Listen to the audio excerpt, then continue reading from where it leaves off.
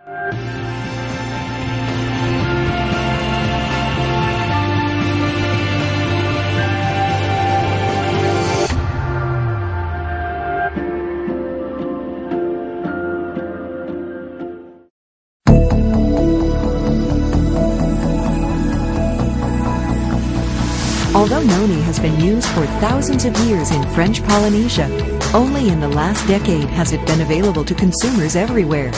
No one is more familiar with or has studied the Noni fruit more extensively than our guest, Dr. Neil Solomon. Dr. Solomon is a Johns Hopkins trained physician and former faculty member at Johns Hopkins and other leading universities. He is also a New York Times best-selling author. He was Maryland's first Secretary of Health and Mental Hygiene, has served as chair of 4 gubernatorial commissions, and has acted as health advisor to presidents and governors. For 18 years, he wrote a globally syndicated health advice column for the Los Angeles Times Syndicate.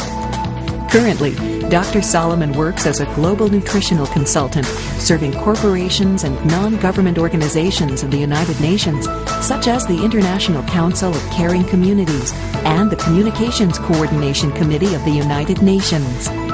Dr. Solomon has been studying Noni for nearly a decade, and his books on Noni have sold over 1 million copies in the U.S. alone. Please join me in welcoming Dr. Neil Solomon.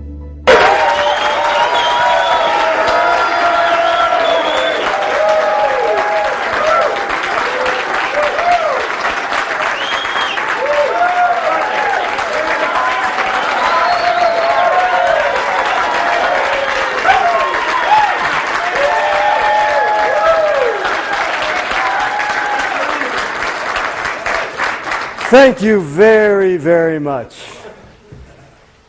It is a pleasure to be here. You are a beautiful group. You are truly a beautiful group. And together, we're going to learn about information that's going to make a lot of people beautiful, healthy, and beautiful.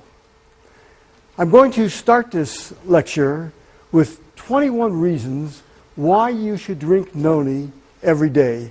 It could be 221 reasons, but I had to pick 21 that I thought at this time might make some sense because they're the reasons that people tell me that they drink Noni. Well, in the 21 reasons to drink Noni every day, they're to try to prevent, or if you have the following diseases, help decrease your symptoms: cancer, heart disease, stroke, diabetes. The 4 biggies of what the people who talked to me said and the data I had. And one thing I found was consistent. Stress was the culprit. Stress knocked down all the conditions that help protect those people. Some people got back up, bounced back up, and did okay.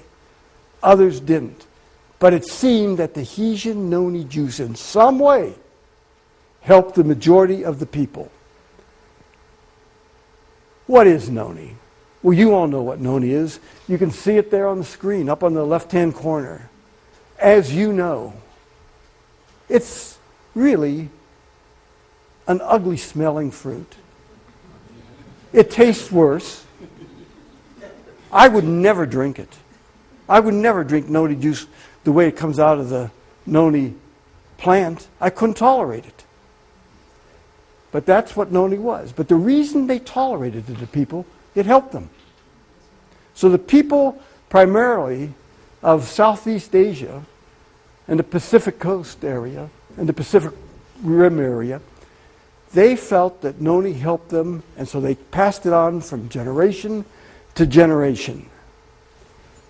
And it was because of that that terrible taste didn't prevent them from taking it, because they stayed pretty healthy. Tracing it back from Polynesia, where these people were located, you can find that it had its origin in old India back 6,000 years ago.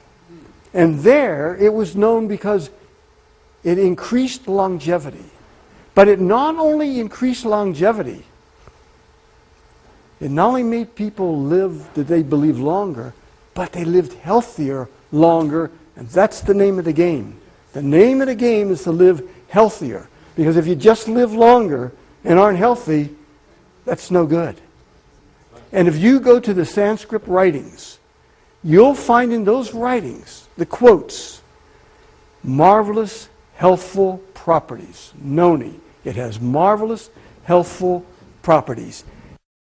Noni juice may help prevent and protect against cancer.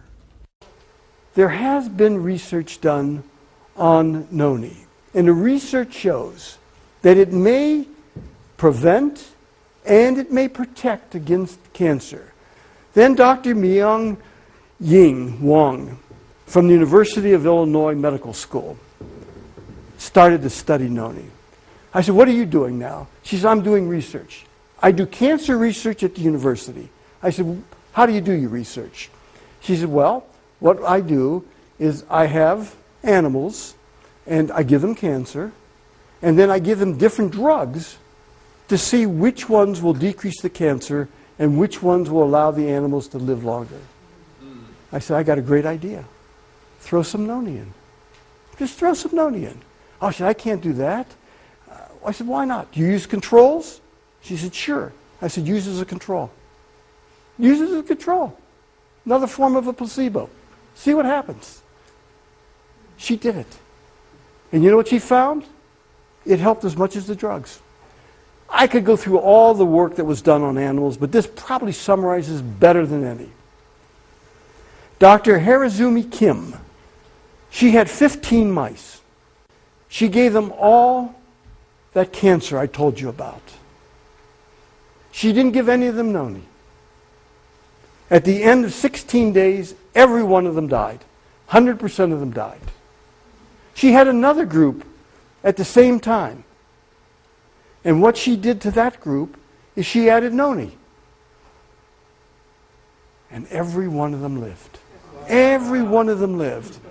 That's in the literature. I gave you the reference there in Pharmacology, December 1997. She also presented this. This was presented at the American Association of Cancer Research. This is for real stuff. Do I say that Noni cures cancer? No. Noni does not cure cancer. But I believe Noni helps in people who have cancer, and I believe that the side effects are minimal to none. So what do you have to lose by taking it? Noni juice may help with arthritis. There's no doubt in my mind that it certainly can decrease the symptoms of arthritis. Now, before Noni came along, people were using mainly aspirin and ibuprofen. But the problem with aspirin and ibuprofen is they can chew up your gastrointestinal tract. They can give you ulcers. Now recent data shows that they can raise your blood pressure and give you hypertension. 50% of all people who take aspirin or ibuprofen in some way or another have GI symptoms. Of those who take Noni, and 1,675 took it, 78% said it helped their arthritic symptoms. And it helped their arthritic symptoms without the GI problems, without causing them to have ulcers. Noni juice may help decrease heart symptoms. Now, what causes heart problems? There are lots of different things that cause heart problems, but we're going to talk about three things that nobody argues about. One, you can get a clot.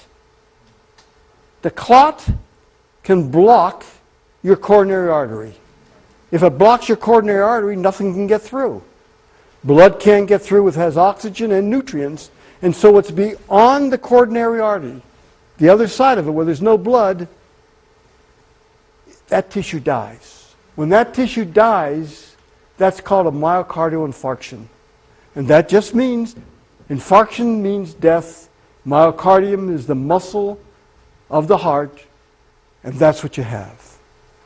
That then labels you as having coronary heart disease, which is CHD. So when you see CHD, that's coronary heart disease. Most of it was due to the clot, secondary myocardial infarction, and then coronary artery disease.